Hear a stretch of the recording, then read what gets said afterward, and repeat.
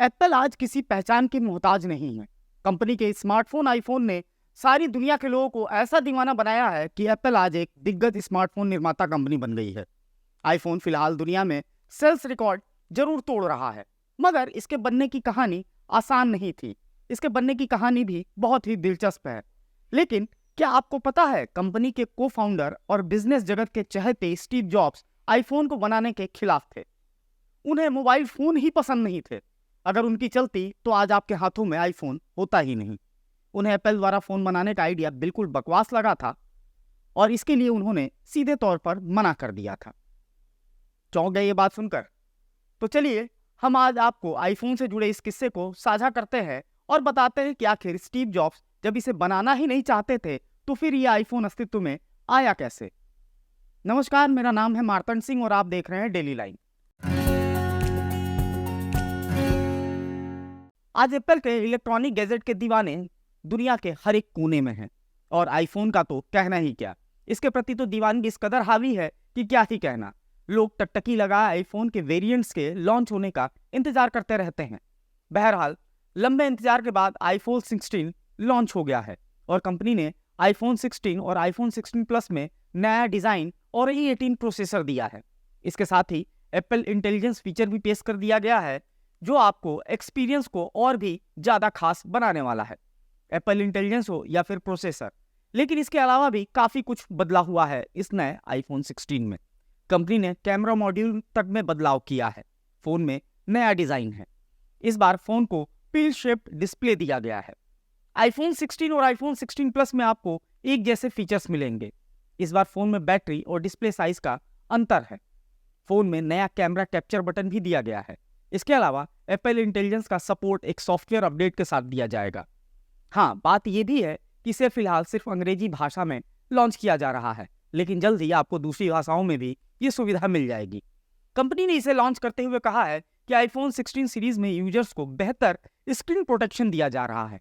अगर screen size की बात करें तो आईफोन 16 में आपको 6.1 इंच और आईफोन 16 प्लस में 6.7 इंच का डिस्प्ले मिलेगा। इसमें 2000 निट्स की स्क्रीन ब्राइटनेस भी दी गई है। इस फोन में जो प्रोसेसर दिया गया है उसके लिए कंपनी का कहना है कि वो कई डेस्कटॉप्स को भी टक्कर दे सकता है। आईफोन की बैटरी को लेकर भी लोग काफी परेशान होते हैं। अक्सर देखा गया है कि आईफोन यूजर्स अपने फोन के साथ साथ चार्जर जरूर रखते हैं, या फिर अगर कहीं जाते हैं या लंबे सफर पे जाते हैं तो उनको हमेशा चार्जिंग पॉइंट ढूंढते हुए देखा जाता है। ऐसे में इस बार आप बेहतर बैटरी का ऑप्शन भी आपको मिलने वाला है इस आईफोन 16 में। एप्पल इंटेलिजेंस के साथ ही आपको इस बार कंपनी बेहतरीन प्राइवेसी का ऑप्शन भी दे रही है। इसमें प्राइवेट क्लाउड कंप्यूट का इस्तेमाल किया गया है, जिससे यूजर्स को बेहतर सिक्योरिटी मिलेगी। कंपनी ने इस बार विजुअल इंटेलिजेंस का भी फीचर दिया है, जिसके जरिए आपको एक क्लिक में बहुत सी जानकारी मिल जाएगी। आईफोन 16 में आपको कैमरा अपडेट के बाद से लैंडस्केप और वर्टिकल दोनों ही मोड में आसानी से तस्वीरें क्लिक करने के ऑप्शन मिलेंगे।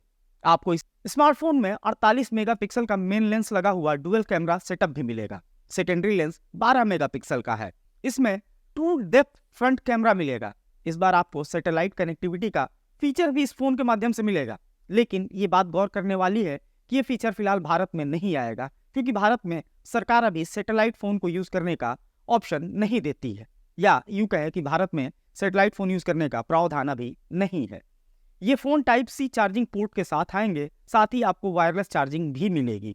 आईफोन 16 की कीमत $799, जो भारतीय करेंसी में लगभग 67,000 रुपये से शुरू होगा।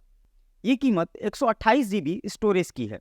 वही आईफोन 16 प्लस की कीमत $899, यानी लगभग अगर भारतीय रुपये में बात करें तो 75,500 रुपये से शुरू होगी, जो 128 GB स्टोरेज वेरिएंट की कीमत है।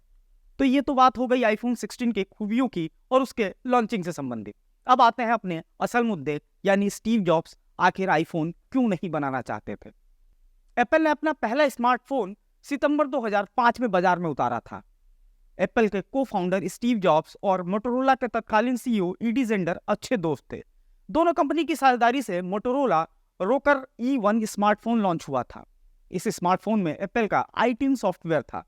हालांकि धीमा सॉफ्टवेयर और कम स्टोरेज के कारण ये फोन फ्लॉप हो गया था, लेकिन कंपनी में इस बात की मांग उठने लगी थी कि एप्पल को स्मार्टफोन मार्केट में उतरना चाहिए।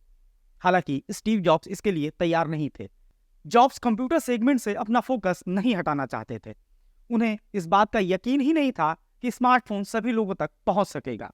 इसके अलावा अमेरिका के वेरिजॉन और एनटीडी जैसी टेलीकॉम कंपनियां तय करती थी कि कौन से स्मार्टफोन नेटवर्क कैसे और किस नेटवर्क तक पहुंच सकते हैं। इन बातों का खुलासा टेक्नोलॉजी जर्नलिस्ट ब्रायन मर्चेंट ने अपनी किताब the one device the secret history of iPhone में किया है। स्टीव जॉब्स की सोच में बदलाव तत्कालीन एप्पल के वाइस प्रेसिडेंट माइक बेल के ईमेल से हुआ। लेखक ब्रायन मर्चेंट अपनी किताब the one device the secret history of the iPhone में खुलासा किया है कि स्टीव जॉब्स एप्पल द्वारा स्मार्टफोन बनाने के पक्ष में थे ही नहीं। स्टीव जॉब्स ने 2005 में कहा था कि फोन एक प्रॉब्लम है, हमें टेलीकॉम कंपनियों के साथ मिलकर कस्टमर्स के पास पहुंचने में दिक्कत आएगी। उस समय वेरिजॉन और एनटीडी जैसी टेलीकॉम कंपनियों का दबदबा था, इसलिए उन्हें स्मार्टफोन पसंद ही नहीं थे। उन्हें लगता था कि एप्पल स्मार्टफोन बनाकर सिर्फ कुछ लोगों के हाथों तक ही पहुंच पाएगा।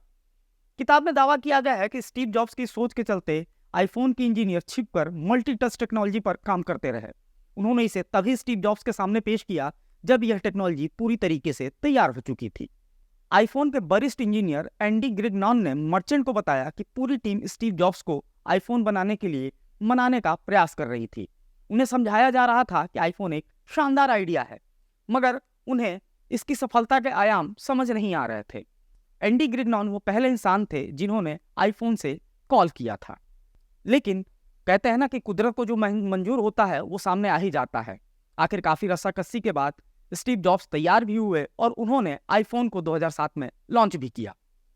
लेकिन आज देखिए, आज आईफोन हर एक के हाथों की शोभा को बढ़ाता ही है, लेकिन साथ ही साथ वो कस्टमर्स का स्टेटस सिंबल भी है, खासतौर से भारत में। आपको ये वीडियो कैसा लगा ये हमें जरूर बताएं। साथ ही फॉलो करते रहे हमारे डिजिटल प्लेटफॉर्म डेली लाइन को।